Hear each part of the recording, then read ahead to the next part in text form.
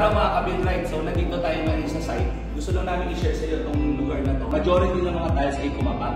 Gumamit sila ng dry pack. Ang pinakaayaw namin sa dry pack is this exact reason, no?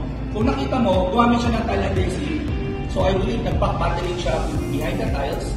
And then nag-dry pack siya, and then nilagay niya yung tile adhesive sa dry pack. Unang-una may tile adhesive siya mga naiwan dito. Okay?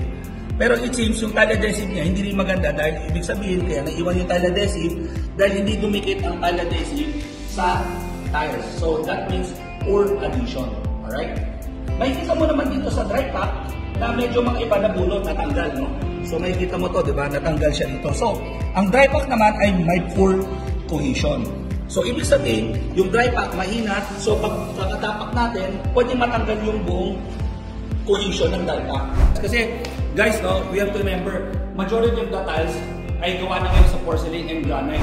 So hindi na pwede ang sand cement mix, hindi rin pwede mga C1 rated, kailangan mga C2 rated na tile adhesive para kumapit yung adhesive mo sa tiles mo. And at the same time, you need to have the right tile adhesive para magkaroon naman ng adhesion sa tiles. So ang recommendation namin ay gumamit ka ng self-leveling mortar or gumamit ka ng screed para bago tayo mag-thin bed method. No? And of course, you need to choose the right tile adhesive para maganda ang inyong adhesion.